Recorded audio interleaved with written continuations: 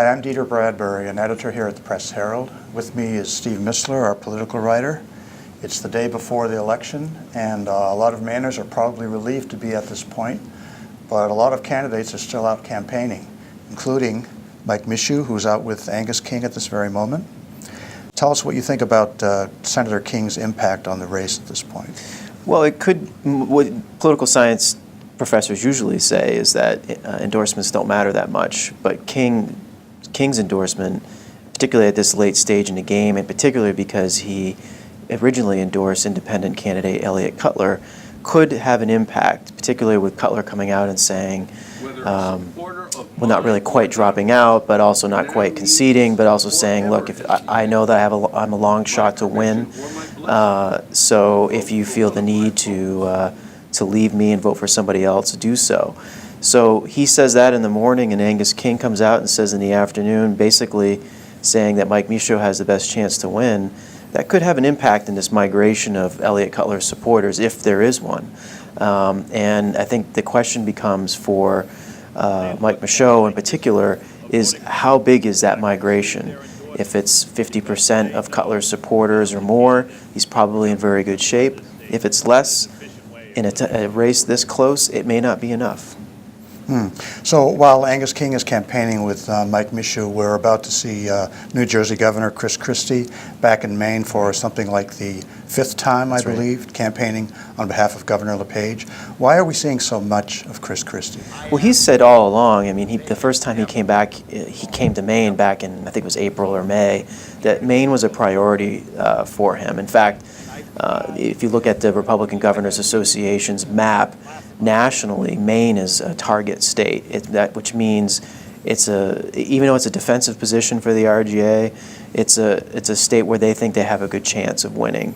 And it also, I think, perhaps reflects the fact that the Governor LePage has been he has carried, I don't want to say the water, but he's pushed a lot of the issues that the Republican Governors Association wants, and he has become a bit of a model for the RGA, which would make sense given that. So if you have a tight race like we have, and a governor who has been responsive to the RGA's sort of platform, you have the recipe for a lot of Chris Christie visits, as you've mentioned. There's been 5 of them so far, including one on the eve of Election Day.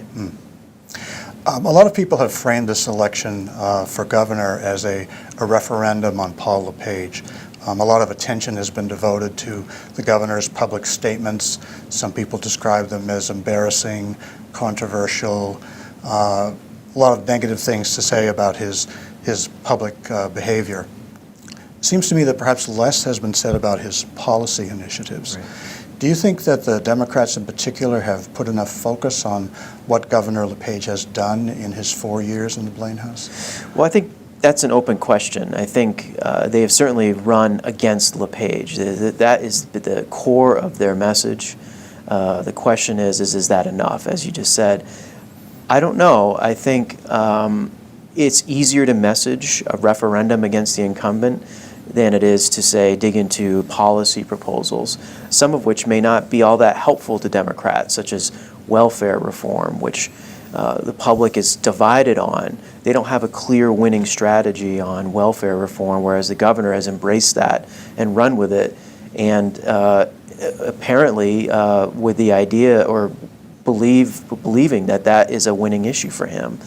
The question becomes, as you noted, is that running against LePage enough? It was enough in the 2013 legislative elections. That was a core of the Democratic messaging then. They believe it is now. The question is has Mike Michaud basically given voters enough to oust an incumbent, which hasn't happened here in a very, very long time. Many people are saying that this referendum is going to hinge on turnout. Which party does a better job of getting their core supporters to the polls tomorrow? Do you agree with that? I do. I think most of the polls show this as a deadlocked race, and if that's the case, it's all about get out the vote. And the Democrats have been giving us a couple of sneak peeks at that operation. It's very sophisticated. It's huge. They've spent a lot of money on it. the question is that enough? They believe that it is enough to take Congressman Michaud over the finish line. We haven't seen as much of the Republican operation as we'd like to, but I suspect that it is well funded, just as the Democrats is. The question is that going to be enough, and do they need it? They have some inherent tide at their back, if you will, which is this midterm election, which tends to favor Republicans when their party is not in the White House, and also the bear baiting referendum, which we don't know the impact of that, but it will turn out voters in the rural district, rural 2nd Congressional District, where Governor LePage is already very strong. You've written a number of stories about the amount of money that's flowing into this race, both from the candidates and from outside groups. Where is this money coming from, and what are the people or the groups that are giving going to expect in return? Well, that's the money is coming from all over the place, which is reflective of, I think, the national interest in the race. We have groups from D.C., we have groups from California, we have groups from all over dumping money, $11.5 million as of last count, into the governor's race alone, and then another over $2 million into legislative contests. This is a record, and the question becomes, what's the policy payoff when the winner is decided?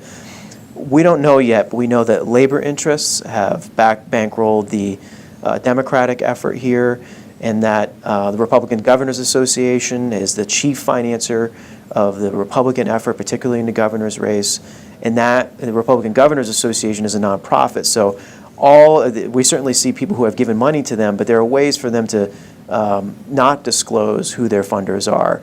But big corporations, industries like Koch Industries are all part of the RGA's biggest funders according to their finance reports. So the question becomes, what is the policy payoff here in Maine?